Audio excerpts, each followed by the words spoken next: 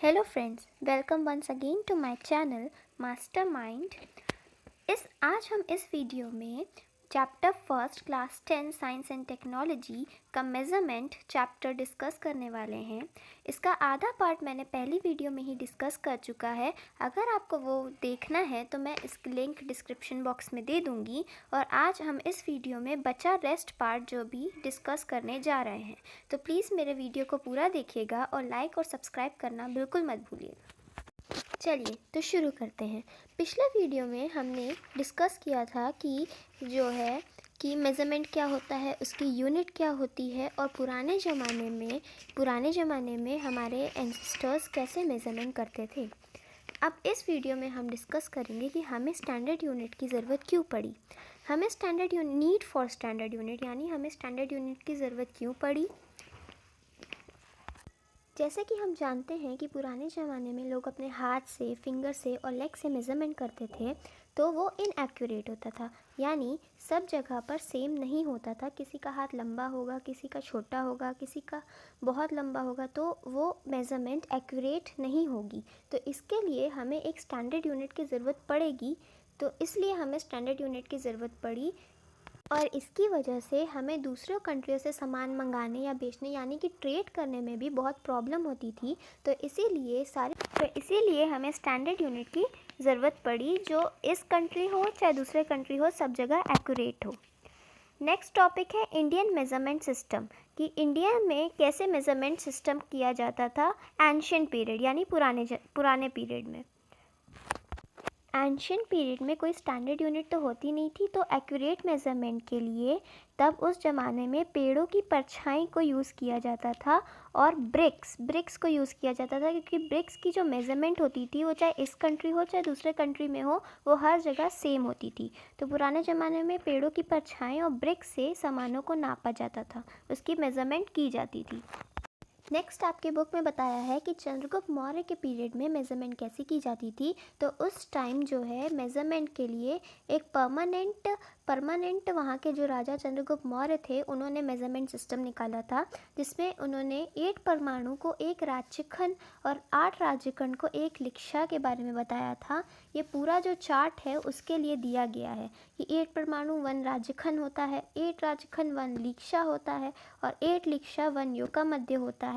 तो ऐसे चार्ट को आप लोग ध्यान से पढ़ लीजिएगा। नेक्स्ट है Indian measurement system in the medieval period, कि मेडिवल पीरियड में मेज़रमेंट कैसे होता था। मेडिवल पीरियड कौन सा पीरियड था? मुगल एम्परर अकबर का पीरियड था, उसी को मेडिवल पीरियड कहते हैं। In the medieval period also the measurement was in practice N.A. Akbari, इसको जो बोलते थे वो बोलते थे N.A. अकबरी। इस मेज़रमेंट सिस्टम मेडिवल पीरियड में मुगल अकबर के पीरियड में लेंथ को मेज़र करने के लिए जो यूनिट उन्होंने इंट्रोड्यूस की थी वो यूनिट थी गज। वो गज यूनिट जो है उस समय लेंथ को मेज़र करने के लिए यूज़ की जाती थी। वो जो यूज़ की जाती थी बिल्डिंग बनाने के लिए, हाउसेस बनाने के लिए, वेल्स, गार्डन्स, ये सब कंस्ट्रक्ट करने के लिए जो यूनिट यूज़ होती थी लेंथ मेज़र करने के लिए, वो गज होती थी। नेक्स्ट है Indian measurement system during British period, यानी ब्रिटिश के ज़माने में मेज़रमेंट कैसे हुआ करता था। तो ब्रिटिश के ज़माने में जो मेज़रमेंट हुआ करता था वो यूज़ हुआ करता था इंच, फुट और यार्ड्स को मेज़र किया जाता था। और ब्रिटिश मेज़रमेंट का सिस्टम इस चार्ट में दिया गया है, जिसमें लिखा है 8 रत्ती is equal to 1 masha, 12 masha is equal to 1 tola, 5 tola is equal to 1 chhatak. ये आपको याद करना पड़ेगा।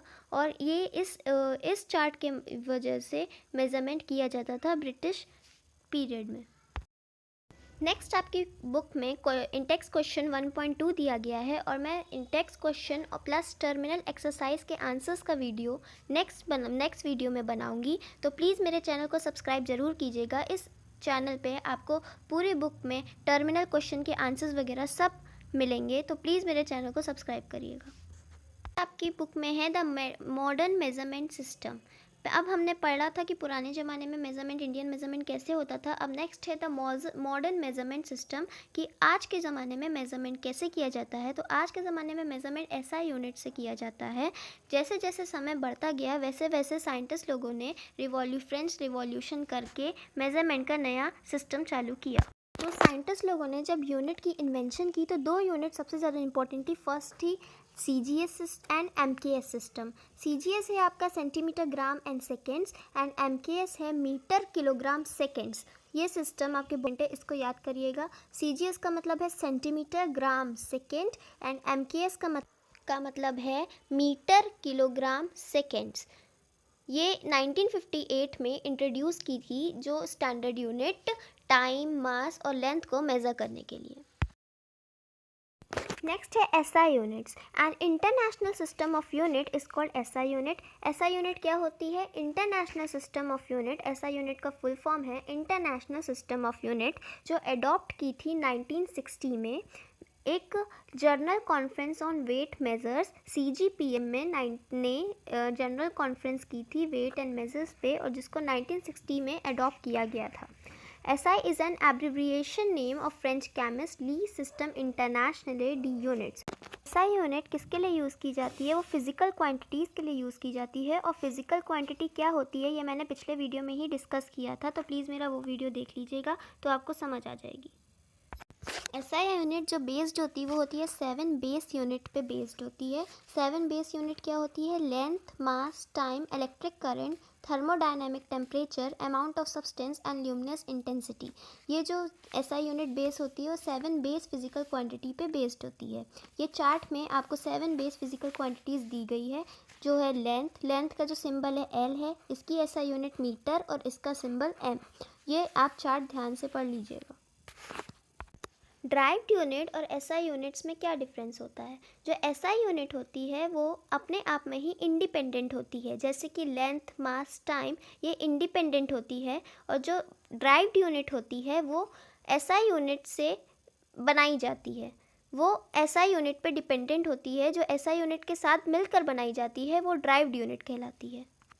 यूनिट के एग्जाम्पल्स हैं एरिया, डेंसिटी, वेलोसिटी, स्पीड। ये सब जो यूनिट है ये जो SI यूनिट के साथ मिलकर बनाई जाती है तो ये ड्राइव्ड यूनिट कहलाती है। जैसे एरिया की जो यूनिट है वो कैसे बनती है? Length into length. जब दोनों को मल्टीप्लाई करोगे तो क्या बनेगा? Metre square. तो ये जो मीटर स्क्वायर है ये ड्राइव्ड यूनिट है। क्यों? क्योंकि ये SI यूनिट से बनाई गई है लेंथ इनटू लेंथ करके। Second, volume, length into length into length. इसको 3 बार मल्टीप्लाई करेंगे तो ये बनेगा क्यूबिक मीटर, यानी मीटर क्यूब। ऐसी speed, velocity, acceleration, wave number और डेंसिटी वर्क, इन सब की यूनिट बनाई जाती है और ये ड्राइव्ड यूनिट है, जो ये आपके टेबल में गिवन है। इस सब की ड्राइव यूनिट आपको याद करनी है, ये पेपर में बहुत ज़्यादा आती है। नेक्स्ट टॉपिक है SI प्रीफिक्सेस। SI प्रीफिक्सेस क्या होता है? जब हम लार्ज कैलकुलेशन करते हैं, जैसे कि मास ऑफ द अर्थ आपकी बुक में दिया गया है, जो 0.0000 इतना लंबा चला जा रहा है, तो इसको हम राउंड ऑफ करके जब लिखेंगे तो इसके लिए जो यूज़ होता है वो SI प्रीफिक्सेस कहलाता है। SI प्रीफिक्सेस हम राउंड ऑफ करके लिखते हैं। जैसे आपकी बुक में टेबल प्रोवाइडेड है, जैसे इसमें लिखा है मल्टीपल 10 की पावर 24, यानी इसमें 24 बार 0 लगेंगे, तो हम जो इसको लिखेंगे योटा मीटर। जो उसके बाद नेक्स्ट है 10 की पावर 21, तो इसके लिए जो लिखेंगे वो होगा जेटा मीटर। 10 की पावर 18 एक्सा मीटर। 10 की पावर 15 के लिए पेटा मीटर। ऐसे ही आपका चलता जाएगा 10 की पावर 1 तक, जो हो जाएगा डेका मीटर।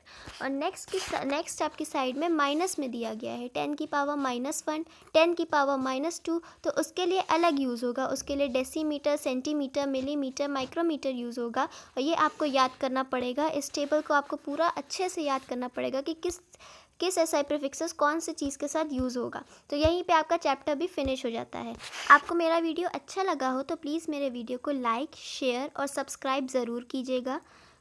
मिलते हैं ऐसे ही नेक्स्ट वीडियो में इस चैप्टर की टर्मिनल एक्सरसाइज और इंटेक्स क्वेश्चन के आंसर लेके। तो मैं आपको टर्मिनल एक्सरसाइज के आंसर्स इसी चैनल पे मिलेंगे, तो प्लीज़ मेरे चैनल को लाइक, शेयर और सब्सक्राइब ज़रूर कीजिएगा।